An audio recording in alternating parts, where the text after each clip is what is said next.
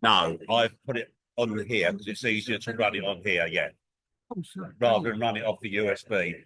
So I've loaded it onto my Yeah, it's computer. going to be a lot quicker. So how can I get rid of this bit here, Paul? Is this causing problems for your Zoom? No, not at all. I'm just trying to move that. Oh, that bit's.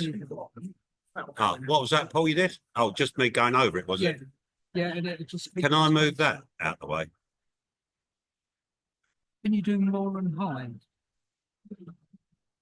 That's all right, like that, isn't it? Yeah. Screen sharing, that's it. We're just waiting. Oh, I still see it coming in. Hey. That's it. Oh, it's we're winning. We are winning. So, my this I have an active try.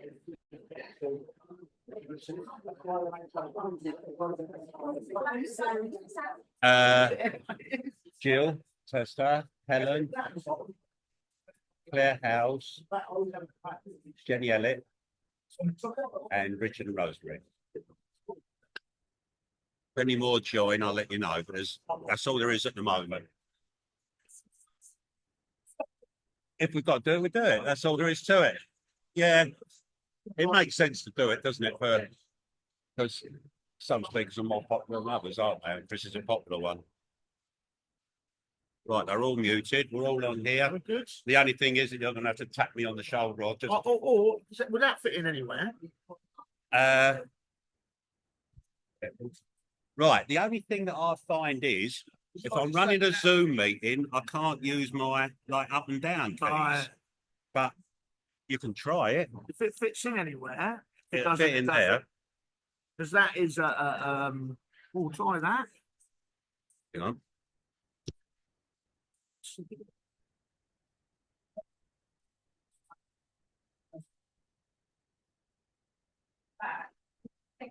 That bit works, so at least you can do that bit with it. Yeah, I just wondered whether it smooth the slides on for you. It probably won't because I've got the Zoom meeting. Right. I'm sharing the screen of the Zoom meeting Right, okay. rather than your. And if you put it on the slideshow.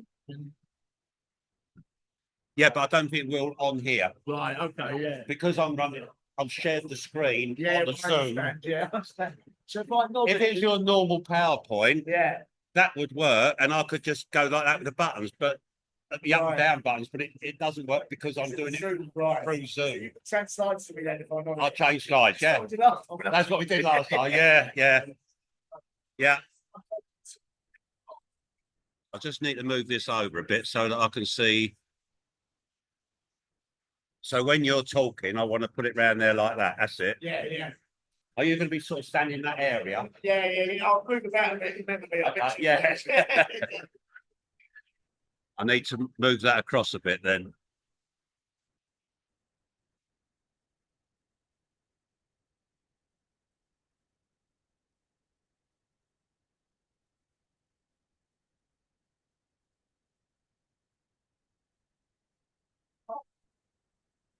Up to you. Oh, yeah. I think the ones this sent might be worthwhile.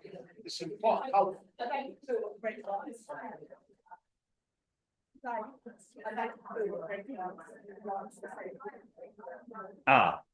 Are you going to turn them off then? The only thing is people complain they couldn't then see Chris. Was this for the How about just turning one side off? Yeah.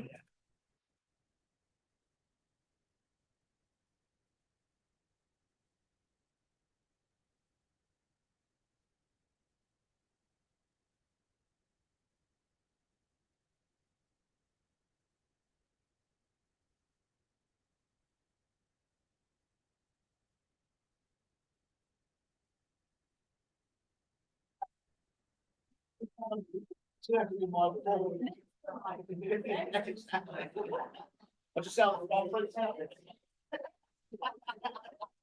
I have the last one for an old reading to go something like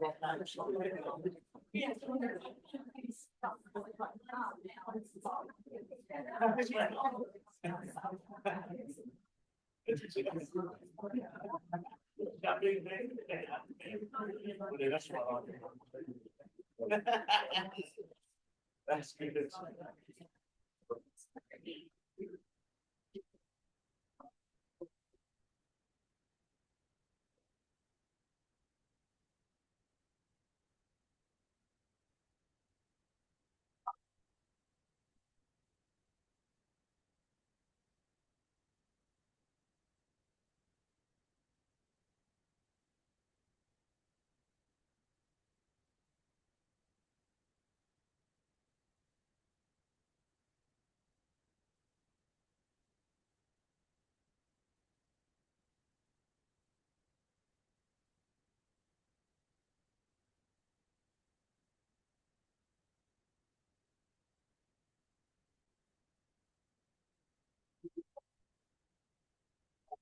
Yeah, this is start.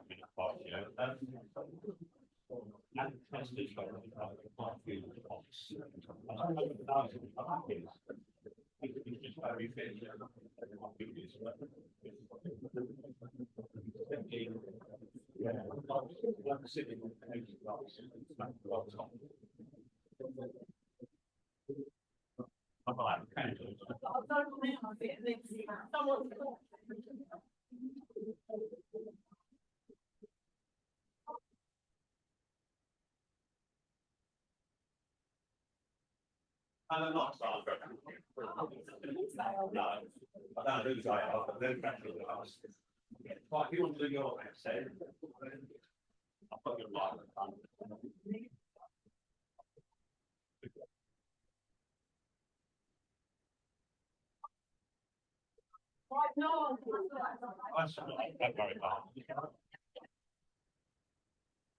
Oh, hang on.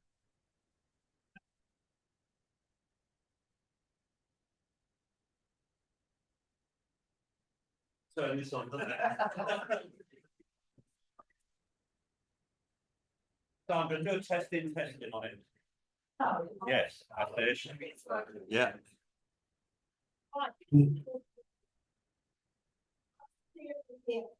I want to allow the microphone. Oh, okay. Sorry? I might be. Oh, phone's on silent. Oh.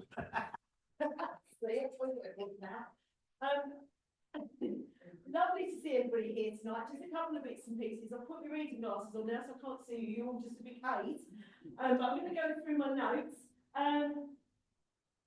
We're not expecting a fire drill tonight, so should the fire alarms go off, follow Julie, because she knows where we're going. Exit out into the car park. Please make sure if we do have to leave the building, you take your clothes, but don't stop to put them on when you're outside. Otherwise it might take too long. Ladies' toilets are still out of order. So if ladies need to use the loo, you have to use the disabled toilet. Okay? Not expecting anything else to be a problem here. So just a few messages. First of all, to start with, I have been given some news, some fairly sad news, about a gentleman which some of you may well know from the village, Eric Harrison. Yeah, I've just got a little bit that I'd like to read that his family wanted me to read out this evening. So Eric Harrison, a former member of Chalk Village Gardeners Club and Chalk Art Group, sadly passed away last week. He moved to a care home in Margate last September, following a fall, and was admitted to Margate Hospital in February after another fall. He developed pneumonia whilst in hospital and unfortunately didn't respond to treatment. He passed away peacefully last Thursday evening. His funeral will take place in Chalk, but currently there is no date set. Obviously, once we get a date, I'm sure that will be sent out to everybody so everybody gets to know about it. So a little bit of sad news, and obviously we send our condolences to his family. Meckham Gardeners, they have invited us all to their first spring show on the 22nd of March, 3 PM, Meckham Village. Obviously, it would be lovely if people could go out and support them. That would be really nice. Subs, if you haven't paid them yet, please can you make sure that they're paid ASAP to Lee. And trips this year, And the 29th of March is Cobham. and the 29th of March is Cobham. And this year, what we're going to do is we're going to have booking forms for the trips. I think we mentioned earlier that we just needed to make sure we've got emergency contact numbers and things like that. If we do certainly this trip on a form, we'll know that we've got everybody's emergency contact numbers and your phone numbers, so that if you do go missing while we're on a trip, at least we have half a chance of finding people. So that'll make it a little bit easier for everybody. Josh Smith, who's the guy who supported us with all the for sale signs advertising our show in September, has contacted us to let us know that he's got a rather large lavender bush going free. When I say large, if you want to see a picture of it, Dave's got a picture of it. It is quite large, but if anybody would like it, let Dave know and we can get that message over to Josh. That would be really good. On the website, under events, there's information on the plant fairs, roadshows, and there's also brochures up the front. Okay, so. It's only two. Oh, no. Don't fight over it. But it is all on the website. Yeah. So while you're fighting over the two brochures, you can actually pick up a packet of seeds as well. There's a couple of free pots at the back, they're very nice. But we don't know who brought them. Go tonight, if anybody would like those pots, help yourselves. And Alan, put your hand up, Alan. He's got lots of pots. If anybody would like them, make it a very small donation, 12-inch, 6-inch, or whatever pots. Have a word with Alan, and he'll give you more info on them. I think that's about it from me. So anything from you, Dan? No. Anything else from the committee? No. Yeah, done that. I'm going to hand over to Chris. Welcome, Chris. Thank you very much. Thank you very much. Thank you for inviting me again. It's just such one of the best turned out gardening clubs I go to. I go to a lot. So I will start with my traditional way and get a selfie with you all. You don't mind that, do you?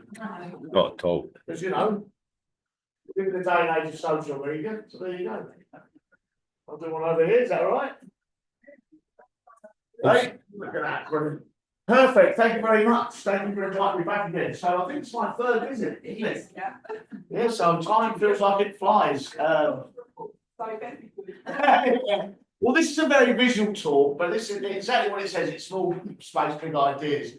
So I do a lot of gardening in schools, communities, in areas that are not necessarily massive, with big gardens. I've done a lot of stuff in Japan where I've done roofs and balconies.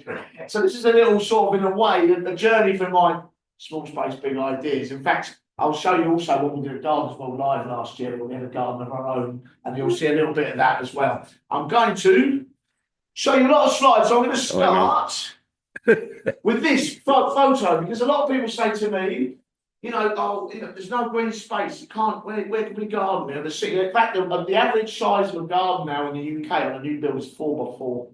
Okay, the gardens are much smaller than they used to be. In London, 50% of people don't have a garden at all, because we now live in flats as our population has increased and we've not built as much as we have. So our space to garden, most people will say, is decreasing. Well, I'm going to come here and say, actually, and I do walk around all my life going, oh, garden that, or garden that, or garden that. It's to show you what you can do with small spaces, not just in your own garden, maybe in a balcony, but also you may be doing a school with kids or in the community as well. So when I got back from Japan, I stayed in Kilburn. It's a lively little place. I don't know if you know it. So all I had was this little garden. It's maybe 1 metre wide, 2 metres long, 2.5 metres long. And as I've come back from Japan, most of the stuff I'd done there was literally that sort of size. So I had a fair idea what you can do with a small space. So if you look at this is what I've got is hanging baskets along the rails, hanging baskets up on the wall, plants along here. I usually do, as you'll see, I love seasonal. So if the space is small, I want it to be seasonal, I want it to be rotating. The difference between a small space or a container garden and a real garden is you plant a real garden up, it's pretty much static. You can move stuff around in the winter, where as a container garden, you can go out and say, I'll change that today, I'll move that today. So I'm very big on seasonal, and you'll see how that occurs. But I think you'll find, I mean, that's quite impressive for such a small space. And when I was in Japan, sometimes they'd say to me, can you design a garden? And it'd be like, it's only a square metre, that's not a garden. But it's interesting now. So this is pretty much typical of a modern balcony garden in a city. Okay, that's pretty much what you've got. Okay, and then so what I think, well, actually, if I look at it as a flat space, then it's small. But if I think of it as a cube, okay, if I think of it as a cube, then it's a much bigger space. So that's 1 by 1 metre. If I put some trellis and a hanging basket on the rails and some trellis behind it, maybe an archway, it's actually, your garden is a cube. It's not a flat space, it's a cube. So I can increase the volume of it by 4 times just by approaching it that way. So it shows that. The other thing I will say as well, I'm a big hanging basket man, we'll come on to that. But also, what I would do in Japan is, I love terracotta normally, but I use this stuff called Terradect, which is plastic. And what I'd do with that is I would get sour milk, a bit of soil, a bit of baby bio, and make like a soup with it. And I'd paint that on the pots and it earths them all up and get the lichen coming in. So you can age stuff really quickly and take that edge off. But I actually use a Tokyo a lot of these plastic pots because I didn't want it to fall through into the house below. Okay, so there's like limits on weight. But just again, so you've got cubes. Think of it as a cube, and then use the materials or hanging baskets, trellis pots to stagger to make it a much wider space. So this is a big garden I built in Tokyo. This is really, if you like, my first sort of big sort of balcony garden. So my way of approaching it is I don't want you to see that it's a balcony at all, okay? I wanted to fill it, and this you'll hear me say this a lot for the duration of this talk. I like to pack, it's a small space, I like to pack it right in, okay? So what I do is I get the pots in, I layer them, I probably tier them as well. Then I also fill it full of bark, and if you go to the next slide, you can see, would you know that was a balcony garden? Wow. Okay, it's very, very easy to do, is you pack, and I also use seasonality. This is in Japan, I've never seen anything like this before. We'll do another talk on this another day. But I do spring and then I'd move it to summer, move it to autumn. So you've got all the sort of outline of a cottage garden, but everything's in pots. And you're probably thinking, oh, how do you look after that? But I'll come on to that. But I just like the fact that you can look at that and go, well, actually, that looks like any open ground garden, really. But it's all contained and it's all, this is the best bit, on the 7th floor of the building. Okay, so that's really what you can really get up to some stuff. So I'm going home now. I live in North London in Palmer's Green. So I'm right at the top of the penthouse. It's not as flash as it sounds, but I have to drop that in. Okay, so I'm above everybody else on a separate sort of block. So I've got a boundary about 1.5 meters wide, 6 meters long. I'm very lucky because I sit out on the trees of the New River. So this is my French windows. Here's my thing. So you look at that and think, well, what can you do with that? First thing I'll point out to you is this is a Nyssa sylvatica, right? From Sheffield Park. It was given to me as a present. I did some filming there. People say you can't grow trees in pots. That is about 15 years in a pot. Okay, that's been, and it nearly killed me putting it up those stairs. There's no lift in that building. I think I had a double hernia moving in there, so it has no right to die on me at all from this point on. But you can just see, so you like that little plant, is again, I've carried that everywhere I go. So here I'm going to go. So again, think of it as a cube, okay? Here are all my hanging baskets along the rails. Here are my front pots. Here are my back pots, okay? So you can see here again quite clearly. So this is how I'm going to build a garden. I've no idea whether there's a chainsaw there. Someone may have set me that day, I don't know. But so there's my garden. So I'm going to go through what I do through. So this is, I'd say, probably February, okay? Now we're going to get into, this is going to come into April. So you can see my pots here. These are my hanging baskets. In here are peppers, summer bedding, petunias. These are pelargoniums, hanging pelargoniums. I have strawberries in here as well. This is very important. This is a Jasminium nude officinale. I've got two. You know your winter jasmine nude floral, the yellow one. This is a white summer one, and they act as my hedge, as my windbreak, okay, on the windward side of the balcony. So what this does, exactly like a hedge, it's a much bigger now, but it filters the wind coming off that side, and it stops stuff scorching, especially when stuff's small like this. You'll see what I like to do as well as I like to plant from the sides. I'll talk more about that. So this is probably, yeah, we're looking at April, and we'll go again. Sorry. That's all right, mate. So now, so we're getting into, so I'll show you how to do this because everything on this is from seed, right? So then we get into May. So everything's starting to move. This is tomato plant, lobelia, I've got peppers, I've got chilies, aubergine. We'll go a bit further. Now we're hitting, this is probably late May, early June, getting into mid-June, okay? So you can see, this is a great picture of how quickly you can fill that 6 metre by 1.5 metre. Okay, so I pack stuff in. I'm not shy about it. I don't want 2 plants a foot apart. I literally pack everything in quite, it's all grown from seed, and I pack it in. And I think they are good examples. That is a good example of how much you can fit on a small balcony. Remember, we're 4 flights up on a small garden, all hanging baskets, all pots, okay? So here's another shot of it. Here's my window here. This is the other great idea, I think. That's what I really enjoy. So this is looking into this is inside my flat. This is papyrus here, underplanted with coleus. This is my balcony, and this is the tree line beyond. So I do a thing called corridoring, okay? So this goes my flat, the balcony, the tree line. So my small space is now much, much, much bigger because I've managed to engulf it all into the same thing, okay? Corridor planting, inside balcony, tree line. So you're connecting the 3 worlds together so you're dealing with a much, much, much bigger space, okay? Very neat. So you can see in your front room, look at the plants in your front room. I'll do a bit on house plants later. Into the balcony, out onto the wider landscape. I'll say a little bit about, Oh. that's all right. Let's say a little bit about this. People say, oh, how do you know how you've got lots of times to water or whatever for, my friend? You like one more? It's doing its own thing here, Chris. Hang on 1 second. Forward or backwards? That- There you go, we're on it again. Stay. So it's interesting. People say, oh no, I'll talk a little bit how I get to that stage and I can get a balcony looking like that. A lot of people say, well, what about time, etc. If you worry about watering, etc., then things like pelargoniums, I put this up because they just don't need any water. You can kind of put them in the water once a month. Anything Mediterranean based, pelargoniums, Australian pelargoniums. Now on the market, in the gardening market, there's a big sort of demand for this because everyone goes, you'll know as well, bedding's kind of fell out of favour. They say it's unenvironmental, needs lots of water, lots of feeding. There's kind of a backlash against it, which makes me a little bit sad because I'm a big bedding on Brighton Park, so I'm a big bedding man. But what's happening now is they're producing a lot of plants like gazinias, osteospermums, and plants like this that are much more drought resilient but act as bedding plants. So you can produce a lot of colour in a small space without the intensity of having to water it every 5 minutes. Okay, so there's no real, you can still get that beautiful bedding seasonal display without worrying too much about plants, about what kind of plants. Yeah. So these are some of my favourites, okay? So this is Lamia maculata. Do you know this plant, the dead nettle?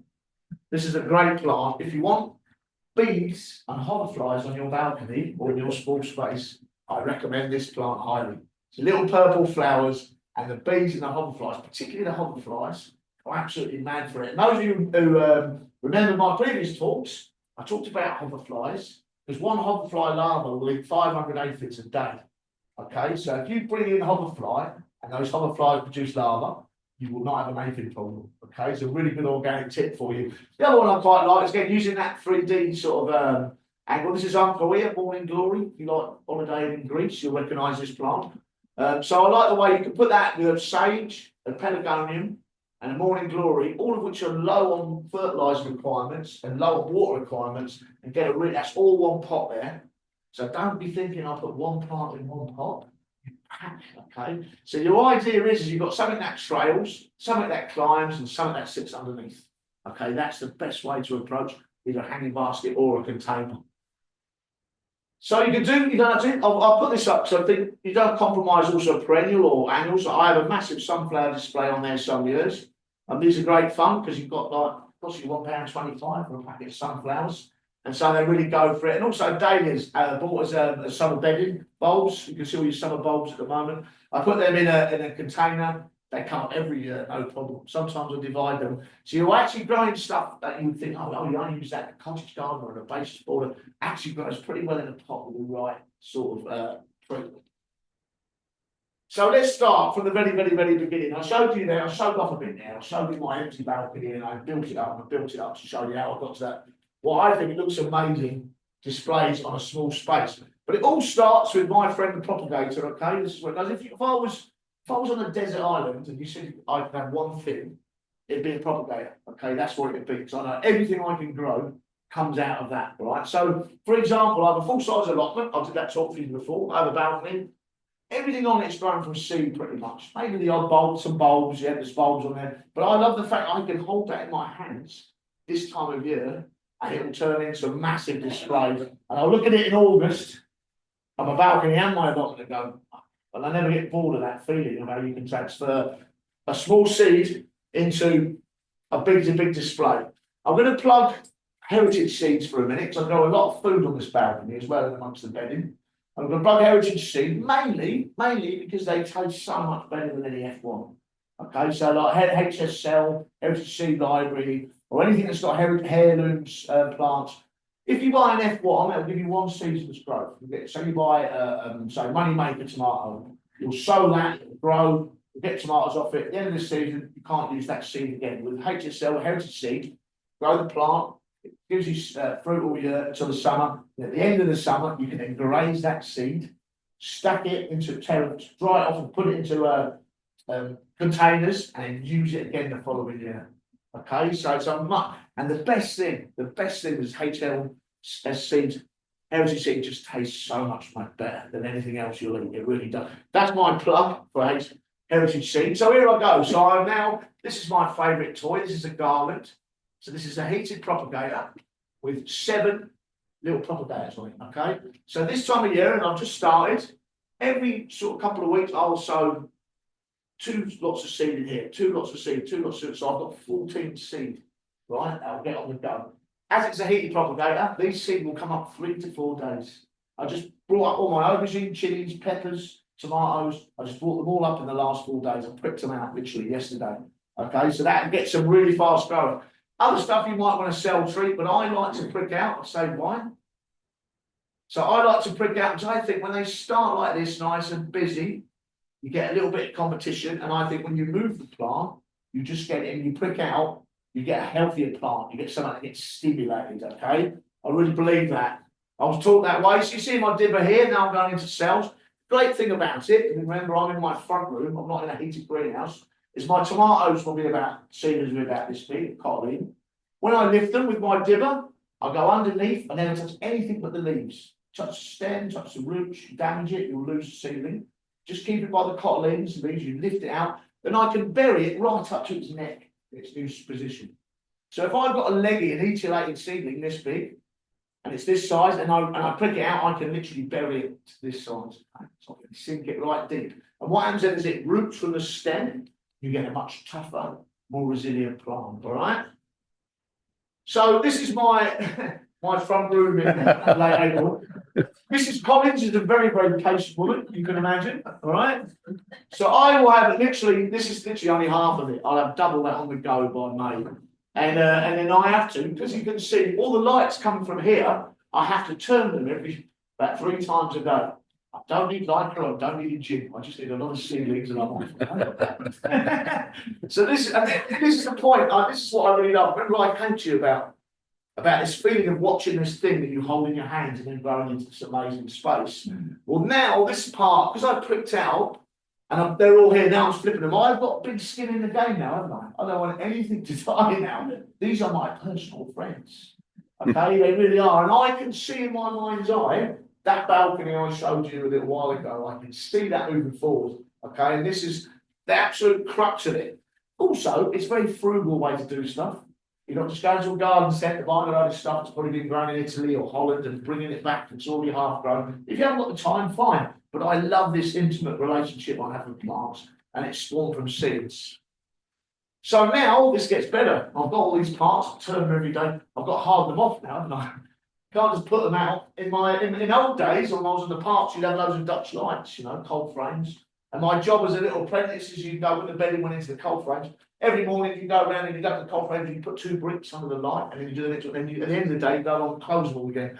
I don't have that privilege, so they literally go outside. Okay, they literally go outside, and then I bring them all in the evening, and I put them outside of the day, and I bring them all in the evening, and I put them outside of the day.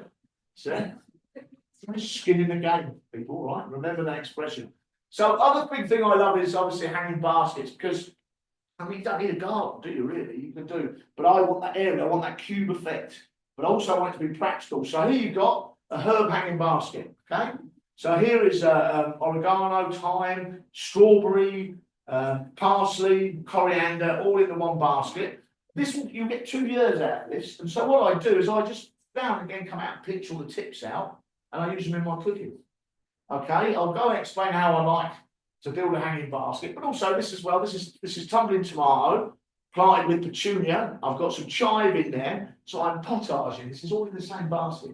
I just pick that basket, I'll put some petunias in, that'll do. No. I did these in Japan and they thought I was a minor dietetic. They've never seen anything like it before in their lives, because I'm just mixing plants together in a basket. So I'm taking care of that room. So you can see here that exactly this is the balcony again, absolutely tumbling with tomatoes all together. But this is my favourite picture, because that basket is nearly as big as me. So I'll tell you how I build them, okay? So this is a wire basket, all right? Wire basket, which I line with moss.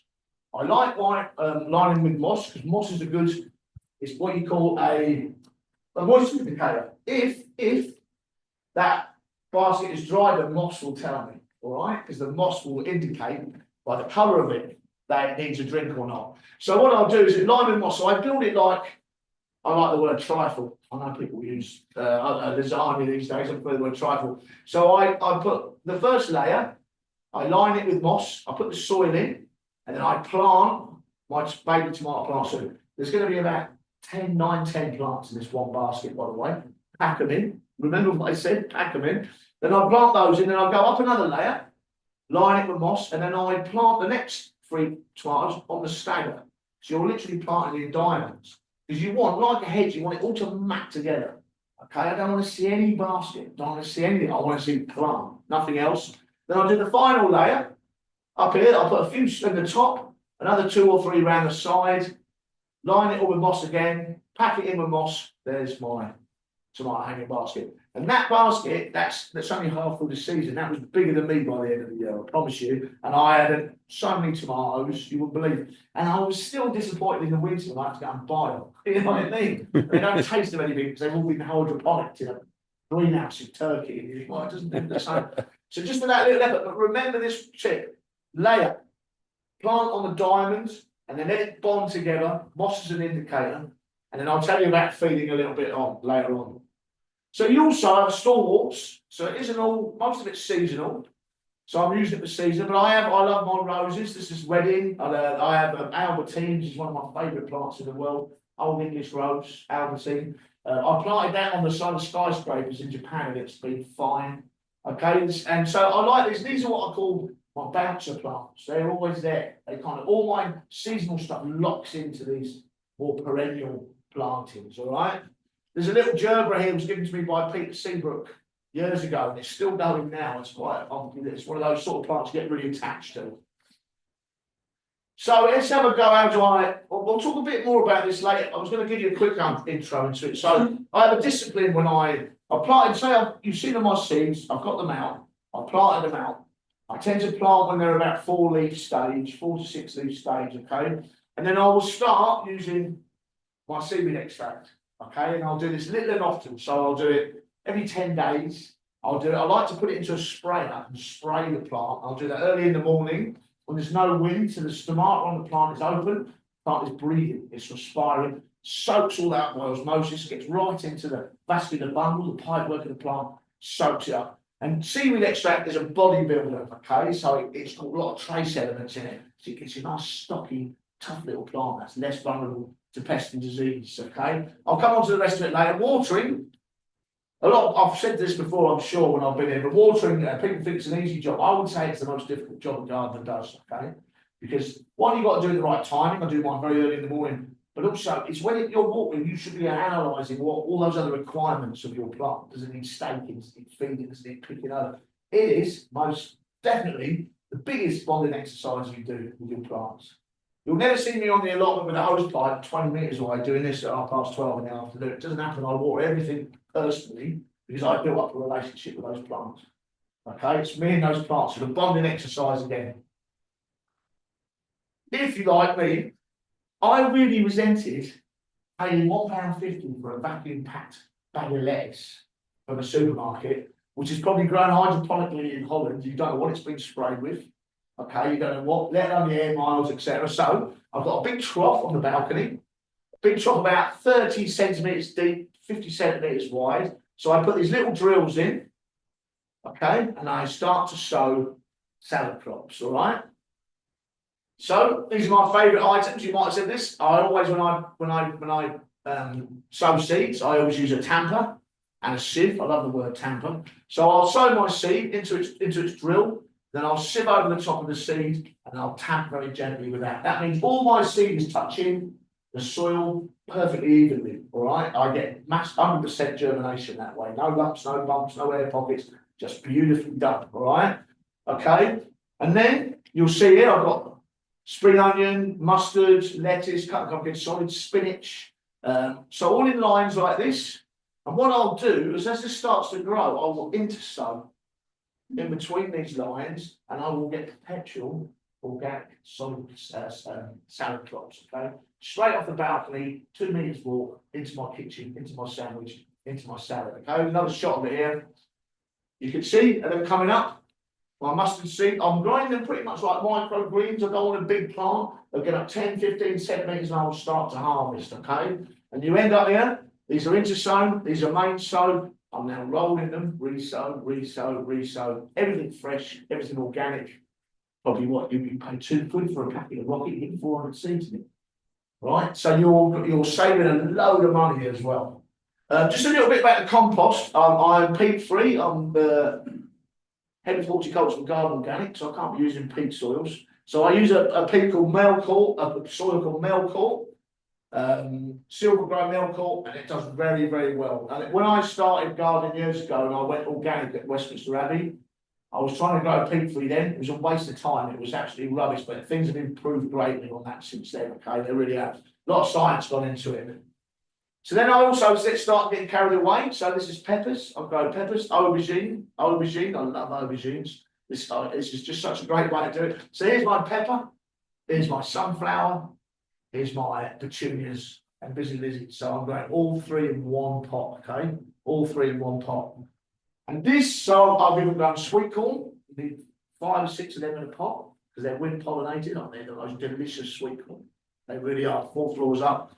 Chilies. Tomatoes, aubergine, all, you can see this is my balcony, there's the dahlias in the background, all growing mixed amongst that colour, all right, all mixed together. This is my aubergines, this was last year. This is my chilies last year. I'll never need to grow another chilli again. I've got 2 massive pots of it, so just get to sit it down. And it blows your back off, by the way, as well, because it's fresh, it's proper. You like to see, so this is, I was taking all this off every sort of week from the balcony of a plot, okay? So you can really grow your own food in a small space on a balcony. So let's get to the end. I'm going to get to spring now because I thought about whether I should put these in. So what happens to me is I get to the end of the summer. So like that, see those pictures of aubergine, that was last year. I get to the end of the summer. Most things are seasonal. It starts to go over as the cold weather approaches. Take it all out. All goes in the motor, driven down to the bottom and into a compost bin. Some that's composted here. And then I think, well, spring. So the garden's never a dead space, but the smaller your space, the harder it is to do much in it in the winter, okay? A big garden, you can go out and move stuff around, you can redesign it. But what I do is I bulb it. So these bulbs are going to obviously get covered up. But I love this thing about, it's happening now, I'll show you some photos of it as we go along. I love this thing about bulbs and corms, because you just get this big run up for them. That's the easiest things to grow. I think a lot of gardeners on telly call it lasagna, but I prefer the word trifle. Don't know why, I just do, okay? But what I'll do is you have crocus, and you have daff, and you have tulip, and then allium. So what happens is the crocus will flower on my balcony now, then the daffs take over, then the tulips take over, then allium take over. So I get this big run of colour.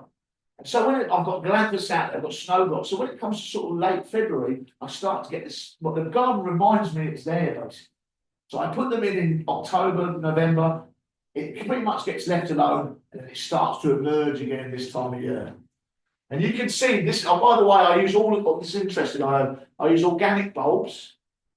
And organic bulbs are quite interesting because you know bulbs you buy in your B&Q or your garden centre are actually drowning in chemicals, which is it's difficult because it's very hard to do it any other way. But if you buy organic bulbs, there's more and more people doing it, is they grow in an agroforestry sort of environment. So they grow underneath trees or in a meadow and they do a 6-year cycle because they're natural. So they spread naturally. So all the pests and diseases taken out to the natural course of events, and then they go out and then plant them up. I think you'll see a lot more of them on the market in future to come. So here you go. Look, so this is my spring last year. Again, that tiering, hanging baskets full of narcissus. There you go. Tulips coming up, daffs. You can see how much colour you get out of it in that little 6x1 space. All right.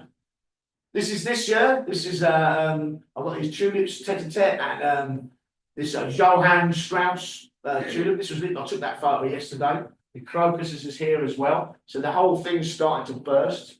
Spring is on its way, people. It might be a bit chilly still, but it's definitely coming. All right. And I just think, what better way to look? The thing about the balconies, like I'll talk about a bit more about watering later, but it's just so uplifting. Any garden, any garden you go into, it uplifts you. But when you sort of get it this close and tight in its small area, it really doesn't come in and blow your head. It really does, because there's no ignoring it. So we're going on to other things. I said I'll talk about community. We do a lot of school gardens. So a lot of schools in South London don't have a garden, don't have a space, and we put in a raised bed like that. 2 of them will feed you for a summer if you're clever about it. Okay? It really will. So having that open ground is not necessarily the end of your ambitions, definitely. So this is a 1 square metre garden. Don't know if you've done this. So this is 1 metre divided into 15 or 12. You put a little different crop. in each square. It's just a miniature allotment, and it really does produce a great thing to do with kids if you want to introduce them. We've even done things on ladders, where you put sides on a ladder and then have a herb growing up the side like this, a little container like that with bedding as well. This is done in schools and colleges. So you just garden on this miniature scale and you can really do a lot, okay? So another little trick as well is hardy annuals. I love a hardy annual. I absolutely love a hardy annual. You can do this in small space as well. So all of these are hardy annual drills. This could be sweet pea, cornflower. This could be poppy. This could be Californian poppy. It could be nasturtium. All these things you straight sow. I'm going to sow a load of these in the next couple of weeks. I like to go in while it's still cold, get a little bit of a cold snap, and then they start to germinate. So you can put all these in and bang. So all you need, this is a 30 centimetre run, okay, on a border, tiny space. And this is as they start to grow. This is probably April, late May. Here they go again, one more. And there you go. And that will go right through till the end, to the first frost. But that isn't the best bit, ladies and gentlemen. The best bit is you can graze the seed, dry it off, put it in Tupperware, and reuse it the following year. Okay. So I spent 20 quid on hardy annuals. I'm not doing the horticulture industry much good when I say this, but I spent 20 quid on hardy annuals 5-6 years ago, and I'm still using those same hardy annuals through grazing the seed. And the best thing about them is you buy them as hybrids. So this is like a cornflower here, but they revert, so they change colour. Not F1s are not. The DNA structure changes them into the seed because they're forced and in play with. But the best thing about it is when they do that, they go much more pollen rich in the sowings the next year. So your butterflies and your bees and your hoverflies will enjoy them a lot more. 20 quid, 10 packets, hardy annuals, 5-6 years of enjoyment, all right? The other thing I like to do, small space, is I'm a big belly man, as I said, so I might take a small border like this, put some forget-me-nots in it, and then the following spring is your blast of tulips, your blast of colour. Okay? Very easy way to fulfil a small space and get a maximum out of it. All right, very easy to do. Right, I'm going to go to my neighbours now. Being a Londoner, obviously, everybody's from all over the world in my block. Okay, so what everybody is, it's incredible. I've got people from Afghanistan and Kazakhstan in this building. All right. So what I found it's London, so I might live next door to someone and not see them for 6 months, 8 months. It's just there's people who don't have that communication. And there's a bit of problems with leaking or something on the roof, so we all sort of got in that room. So I thought, well, as I've got an introduction to them, let's do some gardening together. Right, let's do some gardening together. So the areas at the front of the block, what happens is when they do this stuff, they build the building, they plant a load of formium and a few other bits of rubbish, and then they go away. It's all in rubbishy rubble. They don't care. It's the last thing on their minds. We've got 200 quid left in the budget. Bang, don't worry about it. We'll go. It all dies in 4 months. It's the most ridiculous way to approach it. Because if you do a proper job of it, to start with, it engages your neighbours. It engages you as a community. So I got them out, and then I got them planted. So these are photos from today. So all the bulbs off my balcony, when they go over in the spring, are then naturalised in the car park and the front of the building. So no waste. Everything that comes out of the hanging baskets comes out of those pots, then goes into the garden. And I do all this with the kids and the families. So it's like a communal thing. Now we've got a WhatsApp group. We're all trying to avoid each other and talk too much these days. Yeah. And then this is it a little bit. This is what I was saying about succession. Staying a bit of land, a bit later on, all the hyacinths, tulips. So the daffs go down, and off come the next round. Okay, that's all off that balcony, replanted. The other thing you can do as well is potato sacks. I'm getting into stuff you can do as families and in schools and kids here. So you get a Hessian sack like that, you fill it up a quarter with soil. Rocket potato is the best potato. We put about 4 of them in. I was the face of the potato for 4 years, by the way, the potato council. I took some flat down the pub for that, I can tell you. And so I go into schools and I go, I'm going to put some potatoes in this sack and they're going to grow and you get those. And all the kids went, yeah, right, mate, whatever. Which completely didn't believe me. But rocket potato takes about 10 weeks. So what you do is you roll the sack down, put that quarter in. As the potatoes start to grow, you add more soil. Potatoes start to grow, you add more soil. Gradually you roll the sack up. And then when you knock it out 10 weeks later, you've literally got rocket potato right through that sack. Okay, and you go into assembly and empty it out, they just couldn't believe it. They just could not believe it at all. Simple thing. That probably cost 3 quid to do. 3 quid, okay, unbelievable. And then I do other things like this. This is I do sowing of names. So we'll sow rocket like this. the guy's name. It's a bit more tricky if you call Christopher, I admit. And then what you do is you sow red salad leaves around it and drills, so it comes out as a name, and then they can click the name, put it straight inside the entry salad. In fact, we've done whole names of schools at the front of the school. It's the exact method. Okay, rocket and red salad leaves. And then you do little things like tyres, like you get reconditioned clean tyres on the internet. I mean, they're amazing. And we're painting these acrylic colours with kids and then plant herbs in them. You can stick that outside the canteen at school or your community canteen and then just graze them as you need them. And then we're going to go, right, is you haven't got a garden at all now, okay? No garden whatsoever. So this is my indoor allotment. I talked about organic fresh salad, okay? My passion in life, all right? My passion in life. So I've got an old barbecue tray here. Second hand, like recycled. I've got little containers of tomato pallets, could be mushroom pallets. As long as they've got drainage, they should have drainage holes in. And I've got a little collection of salad leaves. And what I'm going to do is I'm going to sow them, and these are used as microgreens. These are in my kitchen window, okay? And what the clever bit is while these are growing, before I crop them, I sow another 4 pallets. So when these are ready, I literally just swap them over. Get constant supply of organic microgreens for the kitchen. In a tiny space, all right, in a tiny space. This is definitely the bargain of the century. Bigger peas. I've been doing this for 10 years and it's stand off this sponsorship deal. I'm a bit vexed about that, I'll tell you so. So I get 80p for them, 80 pence. So I'll sow those into a pot like this in the window. You chop them down using the salad, they grow 3 times, they reshoot 3 or 4 times. Your 80 pence, you'll get fresh pea shoots all summer, spring and summer. Start it next week.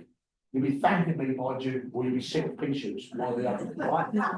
It's amazing, it really is. And don't just say just a simple thing, tiny space, fresh food, right? And then the other one is on the balcony, I do this in schools as well, as I drain pipe plant strawberries. So literally hook that onto a drain, you get a drill holes, plots, fill it with soil, plots straight in, and I mean, no slugs coming near those. So it's just a pretty little way of strawberries. And if it's white and it soaks the heat up south facing, you just get a lot of strawberry. Now I'm going to come indoors completely now, all right? So I'm a massive houseplant grower. And I go everywhere and people go, they've got like a little ficus in a pot on its own, looking very lonely, next to the radiator. It's got 1 leaf left. They go, what's wrong with your plant? What's wrong with my plant? I'm really just murdering it. That's what's happening. So here's what I would call a houseplant pot. Anthurium, philodendron, Dracaena, all in the same pot. These plants are tropical plants, they grow in communities, okay? So you're going to plant, remember that word? Thick again, okay?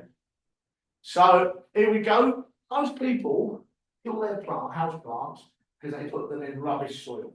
So they'll go and get a bag of 3 bags for 10 quid at B&Q, potting compost. Waste of time. Decent compost when you buy it. Decent peat-free compost, if it's 15 quid a bag, pay it.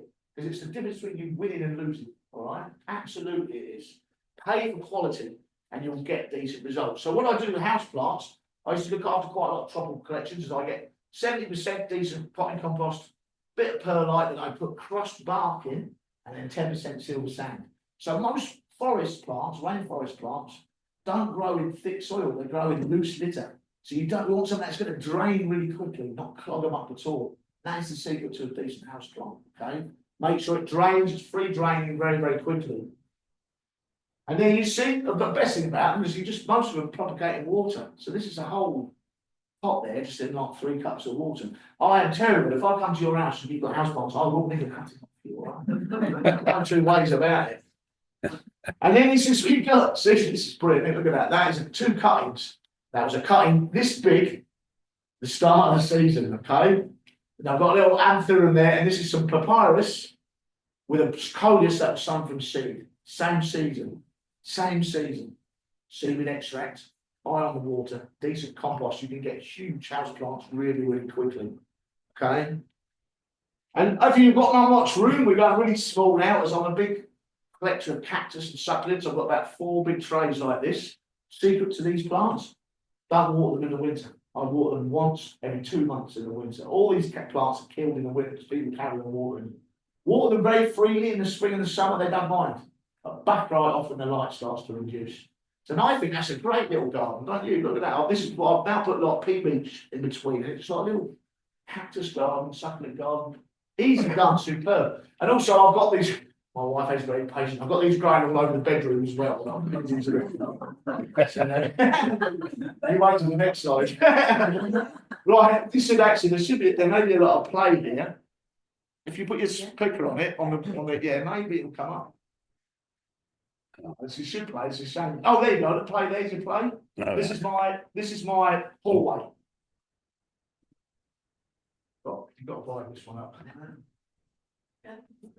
So that is a trip to the rainforest if you need a pee in my house.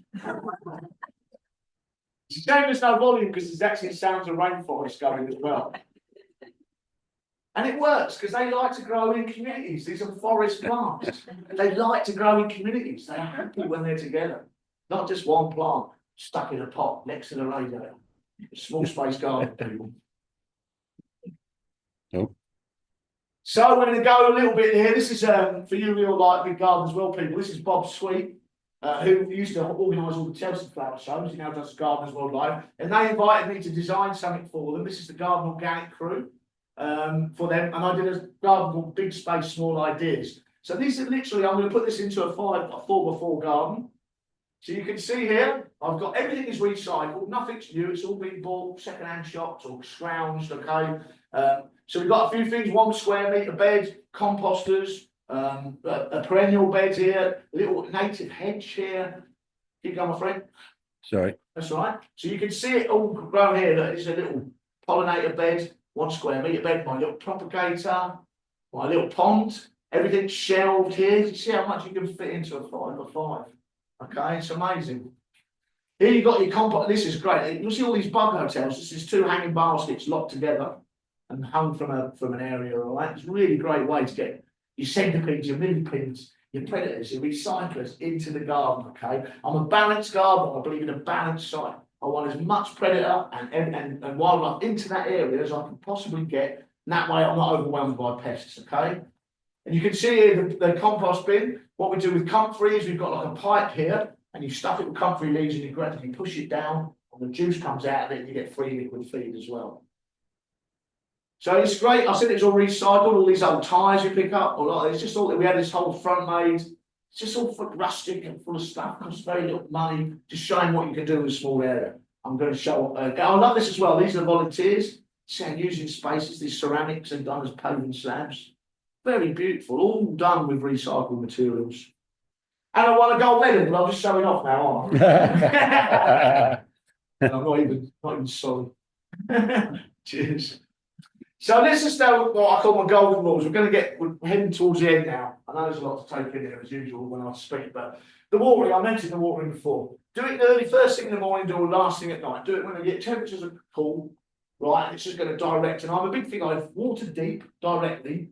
And I want, as the summer goes on, I reduce the watering because I want the plants to get the roots down. I don't want them to be all roots on the surface, relying on me all the time. The best thing about watering is I do it 20 minutes in the morning. Before I go to work, I look at every plant individually on that balcony, every plant to see how it's doing, skin in the game. Remember what I said? And you know what? I go to work in a really good mood after that. So if you peel all the other layers of the onion off, no matter what your level of gardening is, or how good you are with it, or you're just doing it simply, or you're just trying, it just does that for your mind. It just does that for your mind. I do compost as well. So it's my little caddy. Okay, so I get peelings off the out when I'm a big fruit eater, so I get all the peelings from that. Veg, I mix it with all that rubbish mail I get, I shred it. You don't get loads of rubbish mail. Mix them together, greens and browns. Remember I talked to you about it before, the balance of the compost. All goes in the caddy, I'll keep it down, I turn it. Then twice each season, that goes back onto the layer as a mulch onto my pots and hanging baskets. Brilliant, works so well. I'll then also put comfrey pellet in. I think that might be the next slide. Oh no, I want to talk a little bit about leaf mould, because if you can get some of this going, like I get this out of going, this is a brilliant soil conditioner. Millions of free bonus soil conditioner falls out of the sky every autumn. I recommend you save some of it because it's just so good for the soil. And then I then, after doing my 3 months of my seaweed extract, little and often, I switched to Bocking 14 comfrey pellet. And so Bocking 14 comfrey pellet is very high in potassium. So this is going to concentrate on production of fruit and flower. So I've got built up this stocky little plants, quite tough, beat off the pest disease. Then I switch to Bocking, and that's then going to encourage the fruit and flower. Okay. tie in as well, and you're gonna, this is again when you're watering, remember you're up in the air, this one is up here, but if you're up in the air, it's gonna get windy. So keep an eye on things blowing around, all right? And then my best friend, I mentioned before, I'm gonna give you one tip here, mate. Pump action water pistol. Gets rid of them every time, right? Seriously, no pigeons are harming us making of this story, but they're just lazy, aren't they? So I've got the little birds come on the stick on bird feeder. All they do is hang around at the base, wait till the little bird throws it out. They just can't be bothered at all, can they, pigeons? But if you get a pump action water pistol and you get it in the nuts, it does not return. The other big thing while I'm doing my watering, it's just DDD. The biggest rule I was taught it the first day I was a gardener. Cut out any dead, disease or dying material. There's a misconception if you garden horticulturally or organically, you garden organically, that anything's just free and easy. Not at all, actually, it's absolutely opposite. I am mad on hygiene, I clear up after myself. Anything dead or diseased like this, if you leave it on the plant, then the powdery mildews are going to come in, the detritus is going to come in. You'll just get your injury. If you're ill, you're more chance of getting more ill, aren't you? If you're not careful. It's the same principle. DDD, remove every dead, disease and dying material. You know what? I've been in schools for the last 15 years and I say to the kids, DDD, if you guess it what it is, I'll give you £1 million. 15 years later, I still haven't been caught out. It's true. And then also, of course, the one thing you don't have to worry about is weeds, are the least of my problem, really. So this is Stellaria media, or good old chickweed, that will seed, germinate, flower, seed, and die in 3 weeks. So if you don't pay attention, you're going to be much more busy weeding stuff out. All right? So just keep your eye out. It's much less problem on a small scale. These are my carrots, and there's my hoverfly. I love hoverflies, I really do. Then my blue tick will clean up caterpillars, and of course, good old ladybird. It's a big thing with patience. If you start to see black fly ladybirds, most people panic and think they have to murder them on the spot. Just wait, the ladybird will arrive. The hoverfly will arrive. Let nature set the pace, just a bit of patience.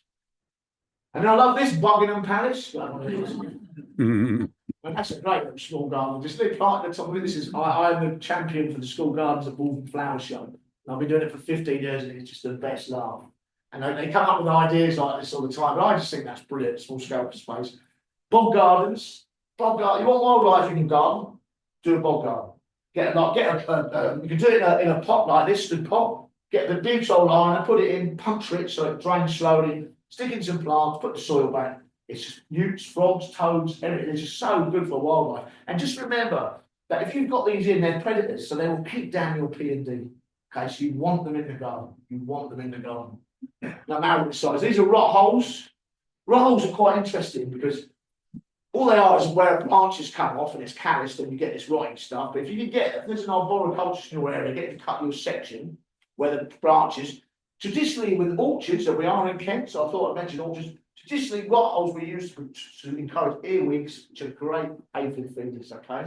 Before they started using pesticides, this is probably what they've gone about. Earwigs are brilliant. People don't know they've got in my dahlias, but they do a lot of good work as well, okay? Rot holes, they're little ecosystems in their own right, basically.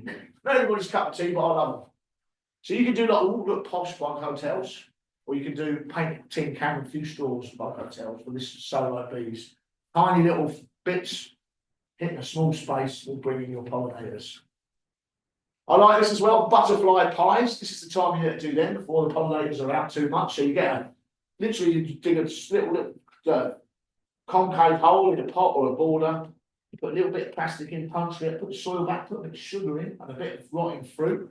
Butterfly pies. They're really good. They really work. And I love bats. And so I got bats literally off my balcony this time of year. So I'm 750 metres from the North Circular. No wildlife has any reason to be there unless you provide provision for it. So you put these up south facing. It's the big thing is you make this about 20 centimetres so the birds can't get in. Bats will come. Needs to be near a water source as well.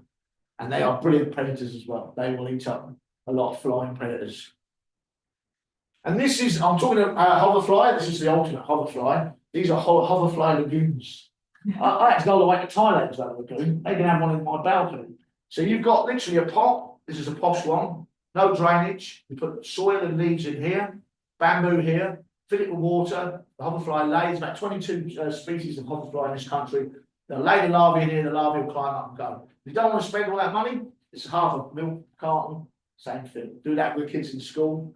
Overflow lagoon. And this is an easy one. Pizza wheel. If you want to get the kids to grow some food, put your coriander, your basil, your tomatoes, get them to divide it up. Grow a pizza topping. All right. Very simple idea. Or about a terrarium, little rainforest in a fish tank. Got a little layer of gravel here, undulates of soil, and the moss, plants of orchids, pipers, stuff like that in their little rainforest. You teach them about rainforest, they need to learn about rainforest, so we don't chop them all down. Very important, maybe. And then I do bedding displays, but with veg. So in a park, normally you get what you call a dot plant, could be like a geranium, or even at bright parks we used to use eucalyptus and rhicinus. Then you get a carpet, which would normally be petunias, something like that. Here I've got courgette as my dot, lettuce as my carpet, and I'll do a basil as an edging. Vegetable bedding. Okay, very, very simple and easy to do, small space. And if you like snakes, No. I was going to put a slide in because I do snake pits in gardens as well, but I thought sometimes I just go too far. So this is tyres that have been sliced and turned into a snake, and the kids absolutely love that. They absolutely love that. And there you go. That's what I do with your old jackals. Get them out, get a bit of wood, feed them down the leg, plant them into the ground, into the soil, come up, plant them onto the belt, fill them with soil. We've got loads of tumble of tomatoes like this. Kids think it's hysterical, but it gets them thinking about growing plants, okay? That's what it does. Coming to the end now, of course, the alternate way to small gardens, you can do a bonsai. And I'll say this, I'll put this slide in, I didn't know if I was going to put it in, but when I was working in Japan, you get this a really beautiful conifer called Suga. It grows in the mountains in Nagano. And you'll get one that's like 40-foot beautiful tree, but the same plant will grow in a crevice in the stone. Same age, just the root restriction has caused it to manipulate the size. So definitely a good idea, but it's a bit of a bonsai. And now I'm just going to whiz through these slides very quickly, just I want to show you what small space gardening can do. This is Italy, this is Naples. Can't argue with that, can you? And then this is a load of pallets put together, and this is how I grow my squash, my pumpkin. There's a courgette in there, and this will cost you 30 grand at Chelsea. See why we're there next year if you fancy it. This is literally a Chelsea office, homemade office. Again, you see, herbs, again, using that space, just maximising that space. Don't ever think of it as a flat area. Herb stacks again, very, very easy. Bit of old furniture, maybe you can play around with, the kids are interested in it. And there you go. We're coming, this is our Aquilaria, these little Premier collection at Garden Organic. Getting near the end now. How about presents? This is in Japan, Christmas. Poinsettia, Schlumbergia, cactus, little bit of primrose. That's a nice little gift, isn't it? That's a nice little gift in a little container. And this, as I say, is my balcony. So I have this stick-on feeders on the window. They're just so amazing. At the moment, they're ravenous. This is a true story. I got up yesterday morning. I sat on the sofa at 6:30. Right, and the feeder was empty, and a little blue tip was at the window going, "Come on, mate." It's a true story. And this is me watching the sunset with a great tip on the balcony. I mean, again, being away all the age of London, those of the young, that's what I do this for. Okay, I wanted to put that slide up because I think this is our future, and I hope you think when you get involved with schools, because I have such a good laugh doing them. This is me doing my 30 minutes, and this is me peeing around on a balcony somewhere, on a field somewhere. Thank you very much, ladies and gentlemen.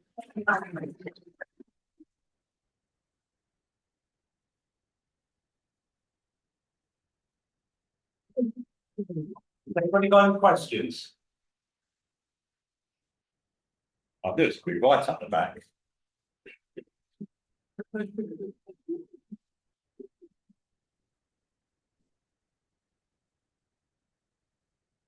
How big, Chris, are the hanging baskets that you use or pots that you use on the balcony? I'm using a lot of half-hanging baskets, and they're normally about, some of them are 36 by 20, 25 wide, and I also use trough baskets, like window box baskets. So they can be anything from 35, 40 centimetres, 20, 25 centimetres depth, but always wired, okay?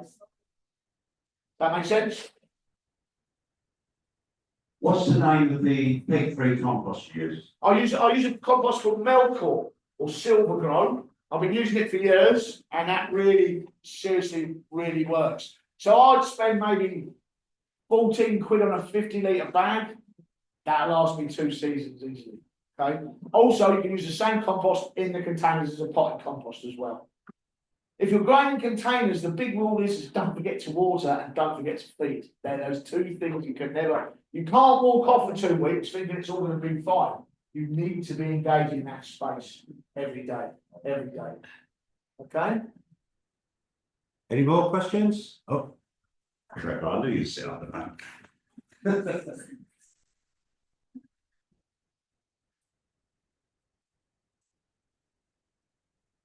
You change the compost every year. Oh, that's a good question. Actually, I didn't address that, did I? I remove a third of it. I remove a third of it every. When I go from bulk into next season, I'll replace a third of it.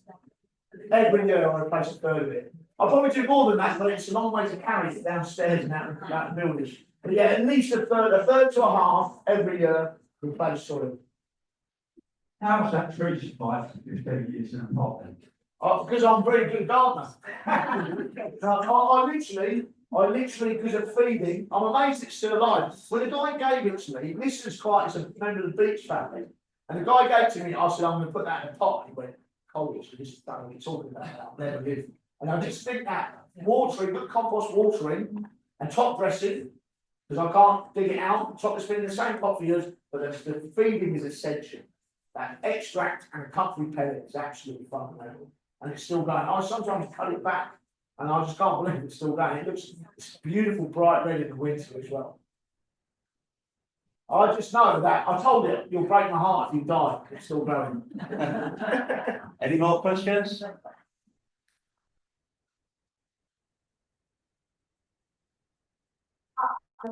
You have problem with slugs, or is it just? I do. You know where they come from? They come. If I put food in the bird feeder, they appear. I don't know how they get there, but I do get slugs up there. I do. Yeah. How do you deal with that? I throw them off. Oh. I've got a pair of tongs on that. I'm throwing them at the pigeon's head.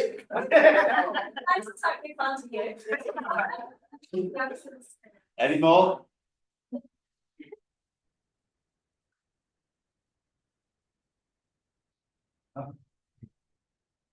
So I've never ever seen.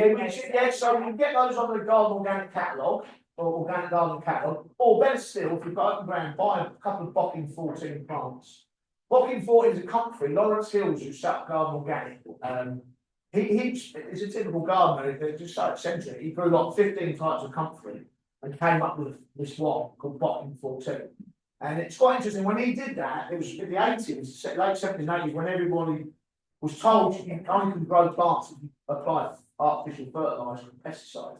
So we ignored soil. We went, don't worry about soil. I'll sell you something that will replace it. At that point, organic gardening, they thought you were just a hippie. So he set out to prove that the science of organic gardening. And Bocking 14 was his main, that and HSL library, Bocking 14 was his main achievement. So you can get them online, just get 2 plants. The best thing about them is they don't spread everywhere. So they're quite sterile, so your plants, you can grow in a pot, you can grow in open ground, you can chop up the leaves, use them as a compost accelerator, you can use them as a liquid feed, or you can mix them with leaves and use them as a soil improver as well. It's the goal, it's a silver bullet for organic plants, it really is. Bocking, BOCKING 14, comfort, Bocking 14. Where to get heritage seed? Heritage seed, well, you can, heritage seed got quite trendy now. Obviously, my advice to you is go online and look at the Heritage Seed Library and join it. It's really cheap. Florence Hills was a genius. So what happened in the when we joined the EU, we won't set on that for too long. So when we joined the EU said you can't sell seeds unless you get a license. The license was literally like £6 grand or something. So a lot of money back then. So what would happen is before that, gardeners would give each other seeds. We'd swap. People would give each other seeds on allotments. Well, that suddenly became illegal. So he kind of knew that if he didn't do something, we'd have lost all this amazing plants. So he set up, he put a letter at the time saying, send me your seeds, and we'll create a library, no cost to it, no money involved, and then we'll give them out every year, and we'll grow give them out every year. There's 800 varieties in the Heritage Seed Library.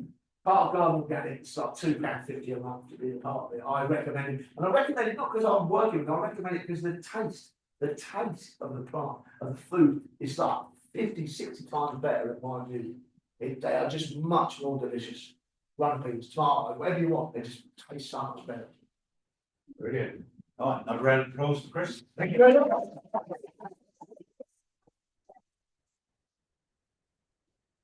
Lord, lads, have yourselves some refreshments. They're all ready and waiting for you. Can I leave that little bit of kit back? Second. Can I just stick that little thing back? Oh, yeah. Right. Managed that okay. Yeah. I was waiting, I didn't know if he's waving around or waving me to do it sometimes. Let me get me people back on here.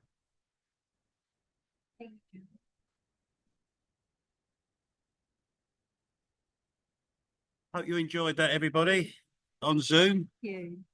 Yeah, great, Dave. Thank you. Brilliant. It will be on the website at some stage. Okay, if you want to listen to it again or see more slides. I'll hopefully do it tomorrow morning. Okay. Thank you, everybody. I'm going to end the session. Okay, thank you very much. Thank you. Okay, bye. Thanks very much. Bye. Bye-bye.